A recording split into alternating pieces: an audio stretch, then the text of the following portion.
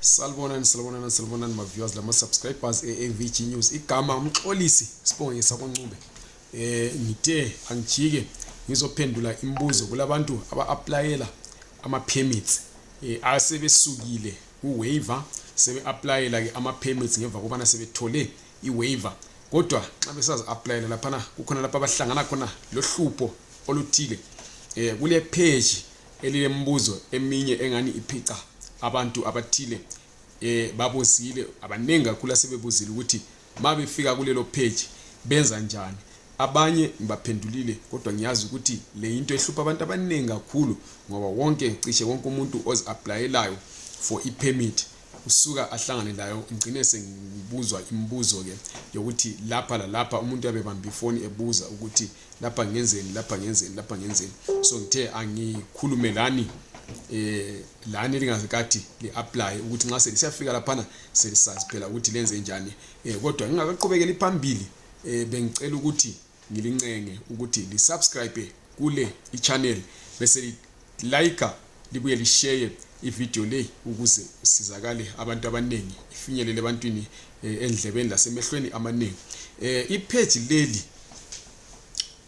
likulabo aba-applyela i-visa. Ungathola i-permit ungathola i-waiver. Kuyadingakala ukuthi ngoba i-waiver awusi-permit kuyadingakala ukuthi u-apply for i-permit. Kungakho labo sebe-apply i-permit kuthiwa i-temporary residence visa. Babuza ukuthi okokuqala i-permit ayikhethayo yiphi. I-permit oyikhethayo ihambelana lalokho ubona ukuthi wena uyakwenelisa nxa ule critical skill kodwa ubungayenelisi ukuthi uhle uyi-applyele ngoba ama requirements afunekayo awulawo, so udlule nge-waiver. Khetha under critical skills visa, uzoyithola i-critical skills visa ukhethe yona. Kodwa nxa ungela any qualification uthole i-waiver yana lapho kuthiwa general work visa. Ile section yayabi khona lapho ufika ukhethe yona ubusiqhubekela phambili. Kodwa i-page elihlupha kakhulu abantu yileli ofika khona bekubuze ukuthi imali oyifakayo ithiwa imali mhlobo bani. Babe bekubuza ukuthi ama currencies what khetha wena noma yipi i-currency uyifake lapho. Baza kubuza ukuthi equivalent in rands ufake. I-page leli lidinga kuphela is just a formality ukuthi ulifile ngoba abalibheki kakhulu ngelokuthi udlulele phambili usiyofila lokho kubalulekile abakufuna. Konke okuleli page akubalulekanga, so ufila okufika ekhanda ngaleso sikhathi. Usungabhala ukuthi US dollar ubhale u100 rand $100 bese bekubuza ukuthi South Africa equivalent, write anything there. Bekubuze i-receipt number, just write even abo 0 abangu4. Baza kubuza futhi ukuthi ufuna ukusuka nini wena kwelakini eZimbabwe usiza eSouth Africa, just write any date ebuyayo. Bakubuze ukuthi ubona ngani uzofika nini, just write any date oyifunayo. Bakubuze ukuthi wena onward ubuya ngani, so ngakhetha by nxa ufisa ukuthi uhambe ngendiza isikhathi sokuthi la ubhala ukuthi uzokuya ngendiza abakujeki konke lokho ubusubhala futhi lokuthi bakubuze ukuthi uzohlala uzofika nini. Anje uyakusuke wena lese uthe uzosuka mhla ka30 April kufanele uzofika mhla ka1, so ngathi mhla ka5, whichever you put there akubalulekanga.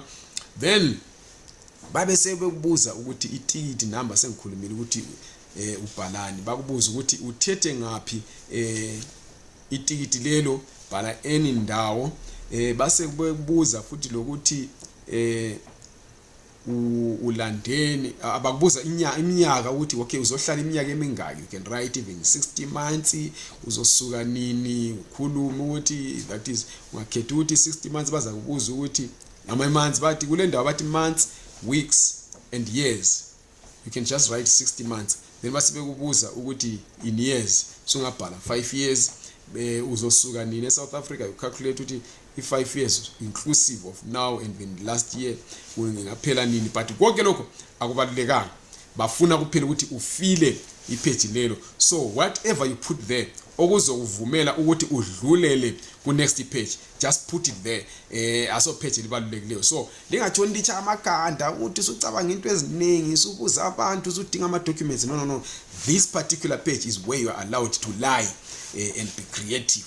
Then usudlulela phambili bese uhamba ufila ezinye izinto. Themba sendichasisele nxa kodwa lile nkinga yokuthi lenze njani. Qhubekani libuza seningasibhalela ku comment section ngaphansi kwale i-video kumbe uWhatsApp inamba ezithi 071 890 8039 071 890 8039. Ngeze WhatsApp kuphela, ungafoni yakuchayelele epalini. Ungafaka i-voice note angiyilaleli wena, ungafoni futhi nge-WhatsApp. Just send a message, uyi-text.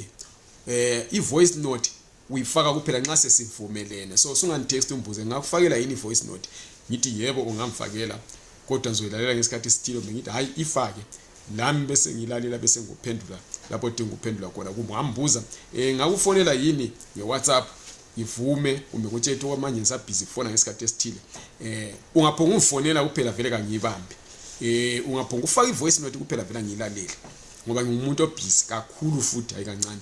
So lami lapha ngiyacela ukuthi ubuze encobe ngakufakela yini i-voice note, ngithi hayi ifake. Kuyabe kudepend ngoba isikhathi esiningi ngiyabe ngise studio ngi-edita kumbe ngisenza ama-interviews kumbe ngilele kumbe ngifunda ibhuku lami. So ungicele ukuthi hayi ngakufonela yini, uyambuza in fact ngakufonela yini, ngithi awungamfonela kumbe hayi ungamfonela ngesikhathi esithile.